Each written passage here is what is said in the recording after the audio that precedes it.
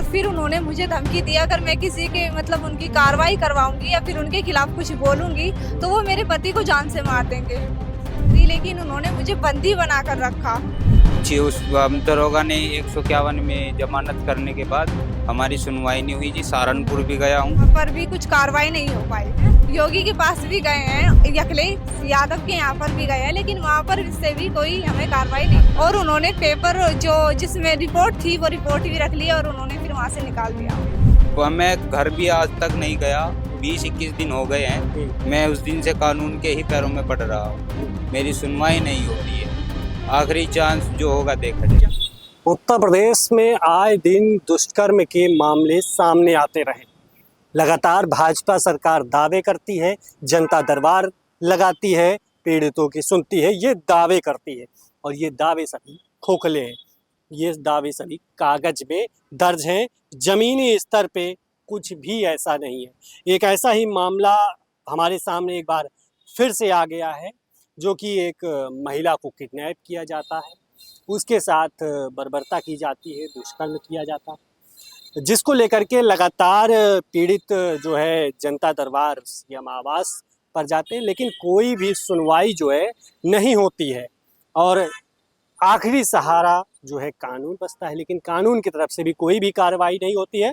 और अब जो है इतनी समय उत्तर प्रदेश की राजधानी लखनऊ के समाजवादी पार्टी कार्यालय पर आई हुई है कि शायद पूर्व सीएम अखिलेश यादव जो है हमारी बात सुन लें, आगे कार्यवाही करें और प्रशासन पर दबाव बनाएं, क्योंकि उत्तर प्रदेश में लगातार ऐसे मामले जो है आते रहते हैं, जघन्य अपराध के जो है मामले आते रहते हैं। सरकार दावे केवल करती है, उस पर कार्रवाई कुछ भी नहीं कर पाती, क्योंकि इस मामले में पीड़ित जो है पूरा बताएंगी। सबसे पहले हम आपका नाम जानने की कोशिश करेंगे। नाम क्या है आप? मेरा नाम खुशी शर्मा है। हाँ, कहाँ से हैं आप? मैं सबीरपुर की रहने वाली हूँ। क्या वाकया हुआ था आपके साथ, कौन सी घटना घटी थी, थोड़ा डिटेल में बताएं। सचिन ने और वसीम ने मुझे रात के टाइम 2 बजे के करीब उठाया था, मुझे किडनैप किया और मेरे मुंह पे कपड़ा बांधा। मुझे नशे के तौर पे उन्होंने मेरे साथ रेप करने की कोशिश करी और रेप किया। और फिर उन्होंने मुझे धमकी दिया अगर मैं किसी के मतलब उनकी कार्रवाई करवाऊंगी या फिर उनके खिलाफ कुछ बोलूंगी तो वो मेरे पति को जान से मार देंगे। और फिर मैं डर की वजह से वहां से निकलने की कोशिश करी, लेकिन उन्होंने मुझे बंदी बनाकर रखा और फिर मुझे इतना डरा दिया कि मैं इतनी डर गई कि मैं वहां से नहीं निकल पाई। फिर भी मैं भागकर वहां से निकलकर कैसे न कैसे करके आ गई। और एक बात जानने की कोशिश करेंगे कि ये घटना कब की थी, कितने दिन बीत चुके हैं और आप कहाँ कहाँ गई इस घटना को लेकर के? कार्रवाई की मांग आप लगातार करें, जैसे आप ऑफ कैमरे में हमको बताएं कि हम सीएम आवास पे गए थे, जनता दरबार में गए थे, लेकिन कोई भी कार्रवाई जो है नहीं। ये 20 दिन बीत गए हैं घटना के। हम गए थे सहारनपुर और बड़गांव, वहाँ पर भी कुछ कार्रवाई नहीं हो पाई। उन लोगों ने कार्रवाई की लेकिन उन्होंने जेल में करके उनको छोड़ दिया गया। और फिर उसके बाद हम यहाँ पर लखनऊ में आए हैं, योगी के पास भी गए हैं और अखिलेश यादव के यहाँ पर भी गए हैं, लेकिन वहाँ पर इससे भी कोई हमें कार्रवाई नहीं। अखिलेश यादव से मुलाकात हुई है और उन्होंने पेपर जो जिसमें रिपोर्ट थी वो रिपोर्ट भी रख ली और उन्होंने फिर वहां से निकाल दिया। इनके पति भी और इनके परिवार के सदस्य भी यहाँ पर आए हुए हैं और जो है उत्तर प्रदेश की राजधानी लखनऊ में लगातार जो है ऐसे मामले जो है आते रहते हैं और पीड़ित जो है लगातार सीएम आवास जाती है, क्योंकि उत्तर प्रदेश का मुखिया सीएम है, क्योंकि जनता को भरोसा है कि शायद हमारी बात जो है सीएम सुन लें और कार्यवाही करें। उत्तर प्रदेश के उप मुख्यमंत्री ब्रजेश पाठक भी हैं, केशव प्रसाद मौर्य भी हैं, जिम्मेदारी बनती है कार्यवाही करवाने की, क्योंकि आज का प्रशासन तो दबाव के बगैर कोई काम करता नहीं। ऐसे मामले आपको बहुत सुनने के मिले होंगे। इनके पति हैं, इनसे बात करने की कोशिश करते हैं। क्या नाम हुआ आपका? मेरा नाम जी दीपक शर्मा है। हाँ। मैं गांव सबीरपुर से ही हूँ, वासी हूँ जी। कब हुई थी आपकी शादी इनसे? मेरी शादी को जी अभी 1 वर्ष नहीं हुआ और ये घटना 23 तारीख की रात्रि 2 बजे की बात है और मैं बाहर काम कर रहा था।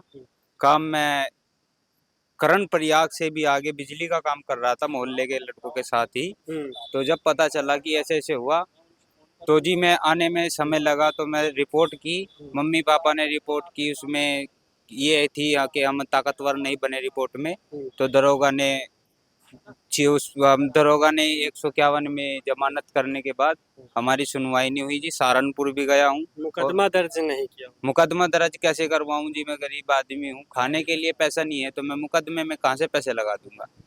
ये देखिए जी, अब 400 रुपए की दिहाड़ी कमाने वाला कहाँ से लाएगा जी पैसे, बताइए, आप ही बताइए। कितने दिन हुए थे इस मामले को लेकर के लगातार आप दौड़ रहे हैं, थाने पे जाते हैं जैसा आपने बताया है? लगातार साहब, गांव में भी नहीं बढ़ पा रहे हैं, मारने की धमकी है, और ये है कि घर पे भी छेता हुआ है मुझको, और फायरिंग 60 तक की मेरी रिपोर्ट है।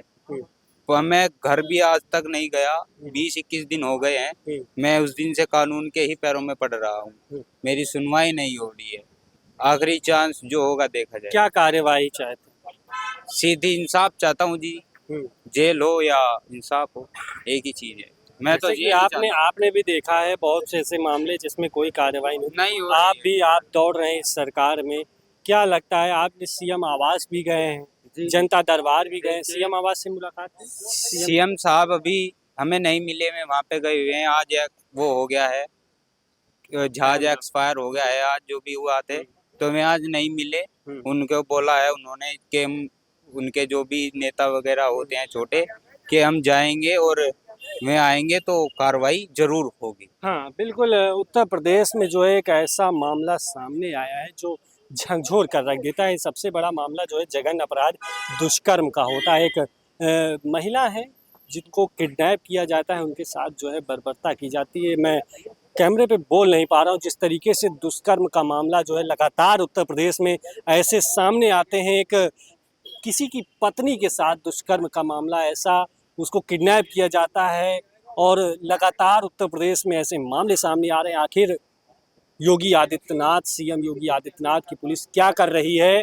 प्रदेश सरकार की पुलिस क्या कर रही है, जो लगातार दावा करती है कि बेटी हमारी सुरक्षित हैं, बेटी पढ़ने जा रही हैं।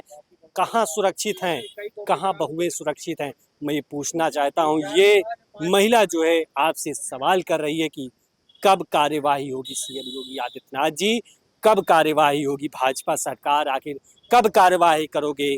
थाने के दरोगा, थाने के जितने भी कर्मचारी हैं, 151 की धारा लगा करके उनको जमानत दे दी जाती है।